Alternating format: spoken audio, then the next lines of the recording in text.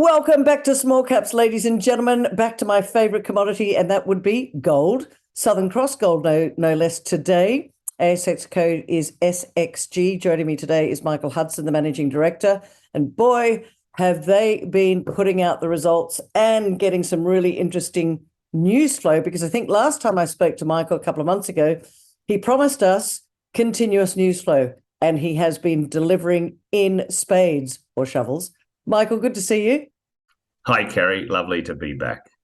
Thanks for coming back to Small Caps. Last time we spoke about Hole 33. You've only been listed for 3 months, I think, and you certainly hit the ground running and coming up with, discoveries and really interesting mineralisation. So before we get into detail, give us the brief overview for those that may have been sitting under a rock. Okay, so we listed Southern Cross, as you said, 3 months to the day, or May 16th was our listing date, and since then we've come out like a rocket. The stock has traded so very well based on amazing results that we've been able to continually deliver from the Sunday Creek project in Victoria, and we've got a tiger by the tail. We've increased our drill capacity by a lot since we last spoke, and we're looking to increase it further. We're a bunch of discoverers. We've done it before, and we're doing it again here.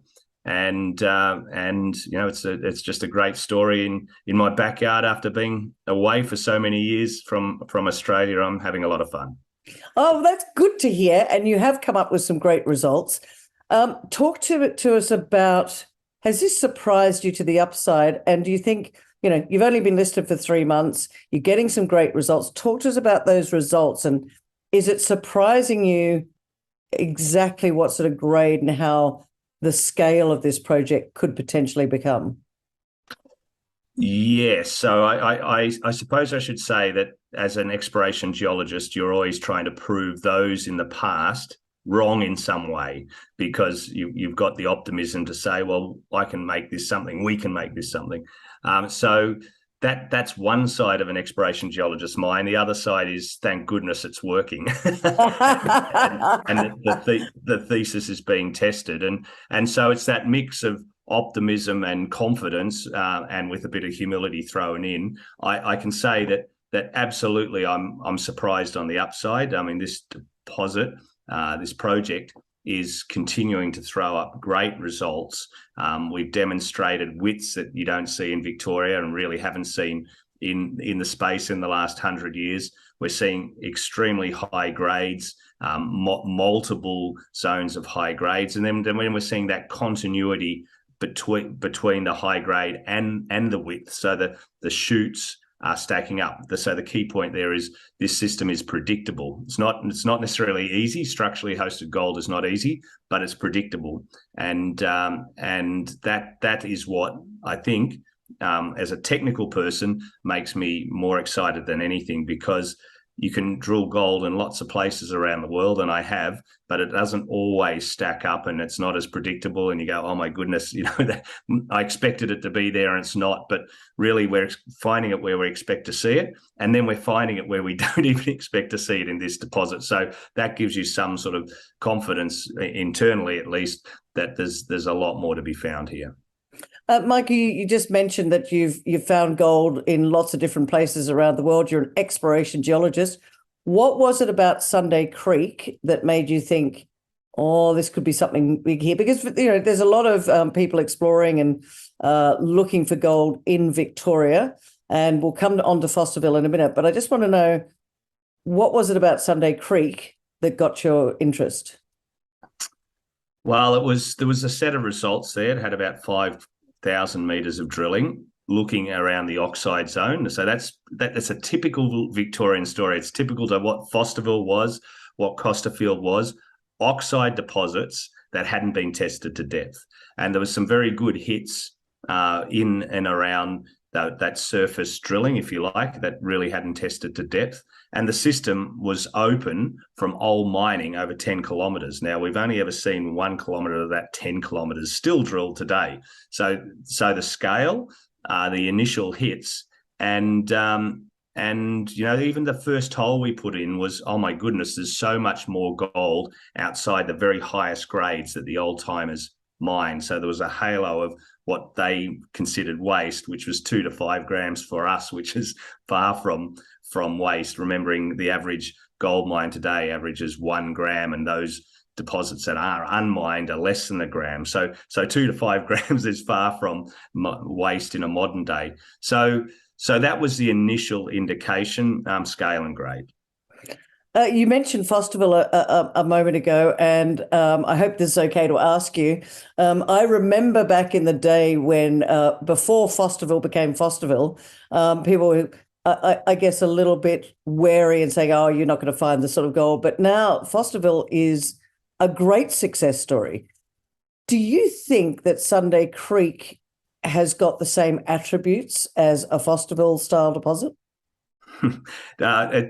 Every Victorian wants to be another Fosterville, and it's brought hundreds of millions of dollars of exploration outside of Fosterville to Victoria, yeah. and we should be very thankful for Fosterville's success. It is the highest grade gold mine, underground gold mine on Earth today, and has been for the last 3 or 4 years. Even though the head grade's coming off a bit, it's still number one. So it is a great analogue, and you referenced that maybe 6 or 7 years ago was when that changed. It was a fairly tough asset going back, you know, over the last 20 years before its success. So it found zones that were high grade and free gold as opposed to refractory gold. We have free gold here from surface. The old timers wouldn't have been mining below the oxide if it wasn't free gold. So what do you mean? Sorry, Michael. What do you mean by free gold? I mean, I'd love some free gold, thanks, Michael. Yes, free gold. I'll hand it out. No, it doesn't. It means metallurgically, it's can be recovered by simply gravity or by cyanidations. Here, in this case, it would be gravity. So it's not bound up or locked up in other minerals, which require a lot more chemistry and energy to grind it out. So cheaper, easier extractable gold.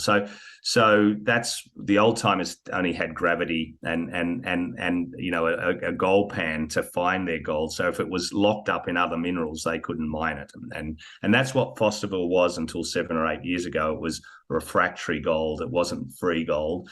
And what we have here is at least in a large part free, because the old timers were mining it down to depth. They never mined to depth in Fosterville because of that issue. So it took a lot of smarts in the early 2000s for Fosterville to be mined. But getting back to your question, there is 2 very different orogenic events in Victoria that produced all the gold, and Victoria is supersonic. There's not many better fields on Earth, and it's had 2 orogenic events, big mountain building events that have formed the gold. The first one was Ballarat and Bendigo, and that's where 80 million ounces has essentially come from. But that's a style that's not as amenable in a modern sense. It's nuggety. There's another technical term, but more like raisins in a plum pudding. So when you hit the raisin, bang! But there's lots of area between the raisins where you can't put the gold together. Right. And then there's the Fosterville, Costerfield, Sunday Creek styles. There's 9 historic mining areas in Victoria that are that second style. We call them epizonal. We've got 3 of those areas, those 3 epizonal fields. And Sunday Creek is obviously become our flagship. Geologically, therefore, yes, it's an analogue. It's the same orogenic event. It's got the same morphology and mineralogy. Every deposit or project is a variation on a theme, but it's very, very similar to Costerfield and Fosterville. There's no doubts in the technical literature or technical thinking that these are analogues. So what you get economically then is the big prize on analogue. And if you look at the dimensions now of some of the successfully mined areas and the new Fosterville, if you like, we're very much on a par in terms of what we're drilling out in terms of scale. And we put in the last press release the dimensions of our chutes and veins and at the grades that we're getting them. So yes, there's comparable scale and comparable analogue, And then the dream, of course, is that we start to see the very, very, very high grades that Fosterville's had, and we're seeing them at thinner levels, and this system could develop to become better. And then the last analogue is that our deeper holes are the best holes in the deposit, and that's how Fosterville got better and how Costerfield is getting better. These systems tend to improve at depth, and there's no fluke for that to happen, that the gold-rich parts of the system will form by nature at depth, at deeper levels where they become less antimony rich, which is another key part of this story. So yes, there's a whole lot of technical reasons and then a lot of anticipation around those analogues. Talk to us about some of the results and talk to us about the drilling that you've done to date. Yeah, so we've drilled about 10 kilometres in this system in Sunday Creek over the last 18 months. There's been about 5,000 metres before from the 90s that was drilled into it, mainly looking for the oxide. So the way it's progressed is we drilled just below that oxide and started to take steps down, and we've drilled it down to 400 metres over about an 800 metre trend to date. And as I said, the better holes are at depth, but now we're starting to understand and that predictability. So one key hole was hole 33, which was 119 metres at 3.9 grams gold equivalent, which had about 3 very high grade zones, up to 50 metres thick, getting towards the 6 or 7 grams at those sort of widths. And the drill widths are about 60 to 70% true width. So we're drilling across these structures. So that was one of the best drill holes. And then this last release we put out a week or so ago demonstrated continuity over about 100 metre zone within the plane of one of these chutes. So we've drilled out over 800 metres, and I'm talking about chutes within that 800 metres. We've drilled at least 5 of these chutes, not just the one with the key drill hole in it. And we've tested maybe 5 to 10% of the area. So there'll be many of these chutes that we find as we drill more. So we're finding scale, continuity and grade, and then lots of repeatability of structure. And that's only over 800 metres. Again, I sound like a bull in a china shop, but remembering this system extends for 10 kilometres, and 9 of those 10 kilometres hasn't seen a drill hole, even though the old timers mined over those distances along that trend. Do you, Michael, it's you talk about the chutes. Do you look for where the source is? Because is that like the really rich pudding it's got to have come from somewhere. Do you look for that as well? You've been studying geology, obviously, in your long term here in this business, Kerry. There's 3 things that really matter in forming a deposit, and every geologist will tell you this: source, transport, and trap. So source is key, but really, that can be lots of different things. Transport, so you need good faults or structure to bring a deposit or those fluids from the source into that one location. And then a trap just means that it's a very effective sponge, basically. And really the last point is the key one. Have we got that effective sponge where these minerals will accumulate? And certainly the source question goes to what I just referred to before. These deposits, these epizonal deposits, are zoned like a telescope, I suppose, as you sort of extend it. They're more gold antimony rich near the surface, and then they become more gold rich at depth. And that's because it's getting hotter, and the gold only part of the system will drop out at those hotter fluids, at that hotter part of the system. So yes, it does matter, but it doesn't matter whether this is a granite that was at depth producing this gold or not. It really just matters that it's there in an economic sense. But geologists like to pontificate about what that source may be. I love the fact that you're so excited about this, and that you're going, what, Kerry, we are delivering. What I want to find out now is what's next. I'm talking to you mid-August 2022. What's Southern Cross Gold going to be doing for the rest of this year? Have you got funds? Where are you going? How many rigs? How busy are you? Pretty busy by the sounds of it. Bloody busy. And as we should be, because I know that discoveries have a use by date in the minds of investors. So you've really got, when you're onto a discovery, you really go for it. And we got $7 million in the bank today. So we've got the cash to execute on the strategy, which is to make this bigger and work towards a resource.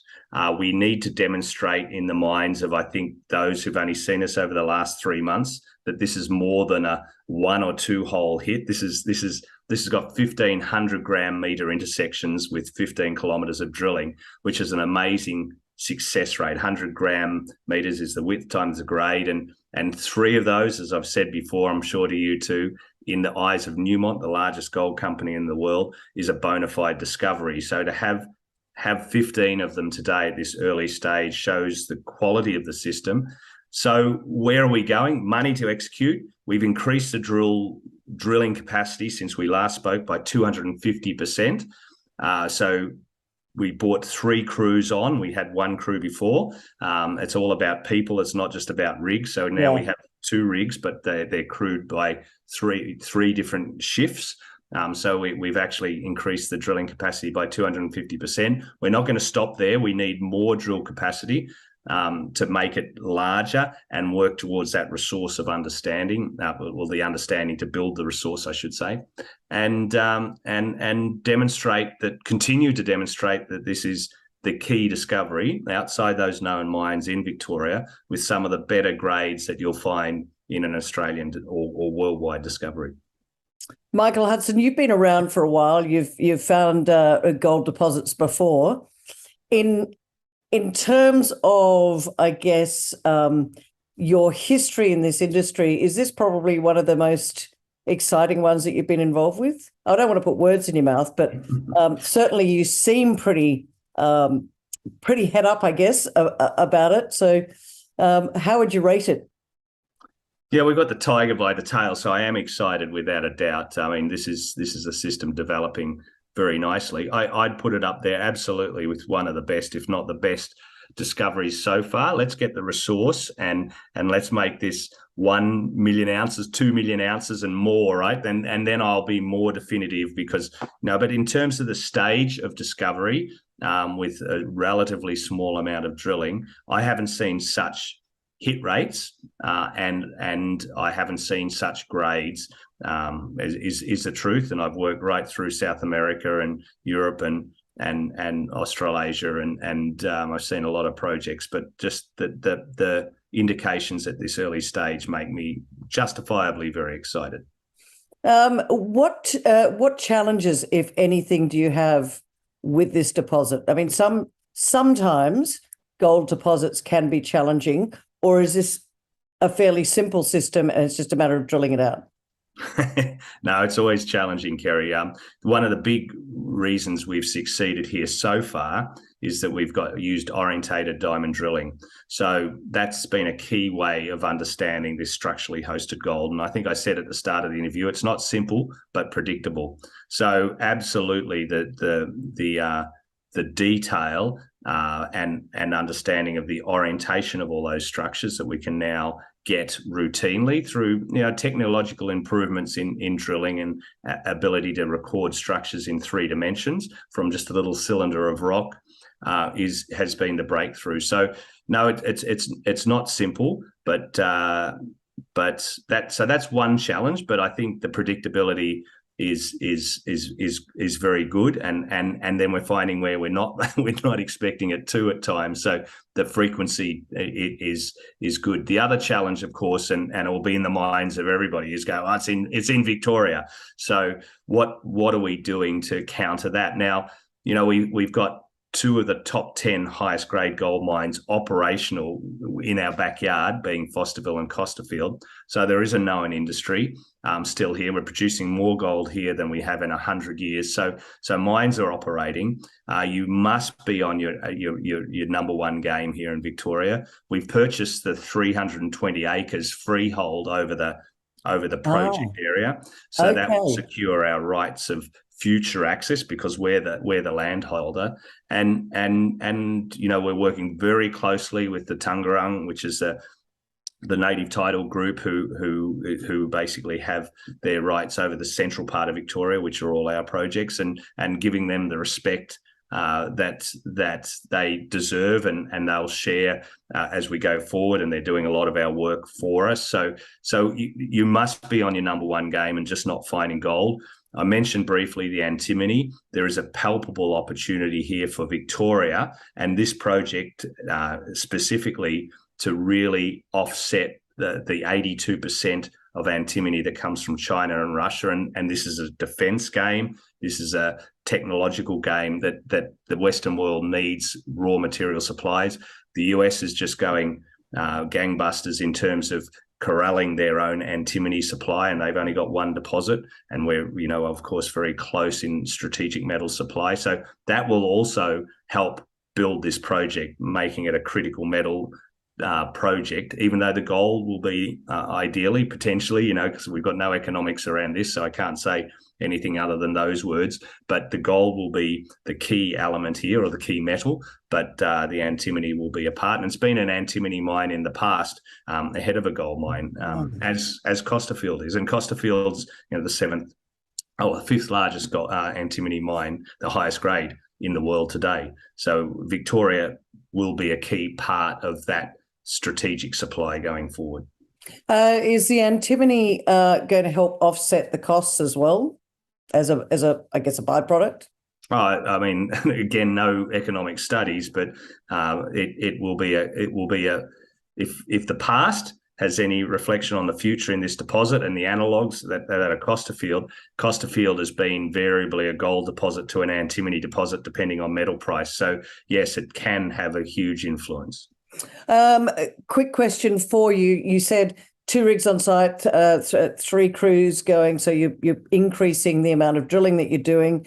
How deep do you think that this deposit could go? Because I think you said you've gone down to about 400 meters at the moment. These things go to great depths, and that's what Victoria has shown before.